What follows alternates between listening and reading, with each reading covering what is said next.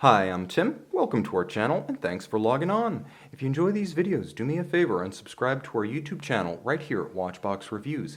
I would really appreciate it and I promise to update daily. If you love this watch, you can see it and you can purchase it on our website, thewatchbox.com.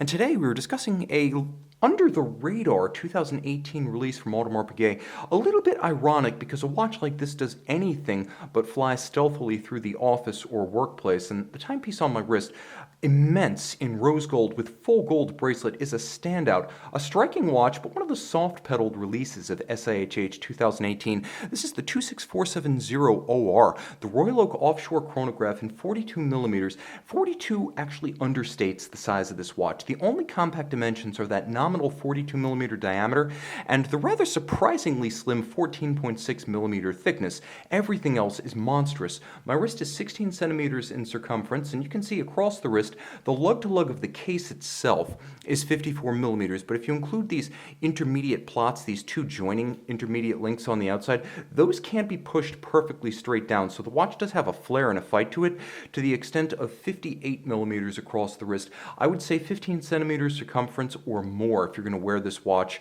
on your wrist. You want to have a wrist of 15 centimeters circumference or more. That said, everything fitted to this watch is of the highest quality. It's impressive to see the level of finish, attention to detail, and handcraft applied to a stainless steel or titanium Royal Oak.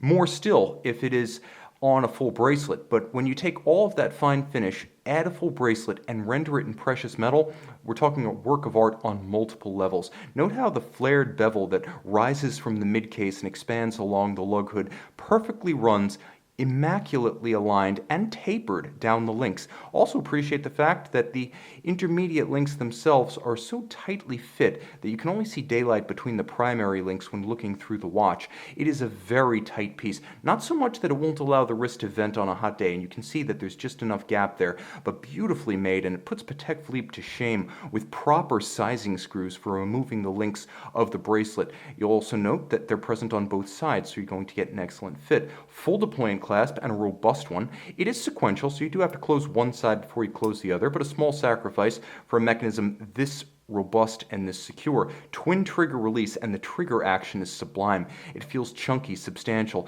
as though I'm releasing the door to a safe rather than the clasp of a watch. Of course, AP logo, the partition point. Turn it all over, and you have that same degree of finish and attention to detail across the case. You'll note that the satin finish on the flank is not as broad or as coarse as the satin finish on the hoods of the case itself. So we're not just talking polish and satin, but several different grades of satin finish, all of it applied by hand milling against the device. And appreciate the fact that there are even bevels of almost micrometric width along the sharp, creased, purposeful edges of this crown guard structure. So it's not just robust and protection against shearing, but it also has a dramatic level of micro detailing. And I gotta get super close so you can see this. Not only is there micro detailing on the flanks of the shear guards, appreciate the fact that the flanks as well as hoods of the ceramic chronograph pushers are of satin finish, and then there is a hairline polished bevel that runs around their circumference. That's right, the bevel itself is polished while the body of the pushers are of satin finish, and you can see the same rendered on the crown shoulder, which has a polished outer face and then satin finished flanks. You can see the hexagonal form of that crown shoulder matching the form of the stainless steel bezel bolts. Let's see if we can get focus a little bit better. On top of the bezel, they are slightly recessed. You can see this watch is pretty much immaculate. A 2018 model year debut. We have it pre-owned. I can only imagine it was worn scarcely, if ever. The timepiece featuring the same sharp distinction between the satin finished hood and the polished flanks of the bezel, and the oversized, fully expressed bezel gasket that went from a hairline feature on the original Royal Oak to a structural feature on a styling trait of the Offshore. The dial, all ruthenium coated, and the rose gold applique numerals as well as the sub-registers rendered in what Audemars Piguet calls ivory. It's a handsome and dramatic, if somewhat subtle contrast to the mega tapisserie hobnail rendered in ruthenium with a gloss finish, and outboard a metallic sloped rayhalt in the form of a tachymeter. Rose gold hands at center, rose gold chapter rings for each of the registers. There is a magnifier built into the dial for the date, and the date does have a quick set function. There is a stop seconds function, and then This watch still 100 meters water resistant, courtesy of a screw down crown with a display case back. So you can see the movement, caliber 3126 with a 3840 module. The module is a vertical clutch chronograph by Dubois de Praz of Lelou.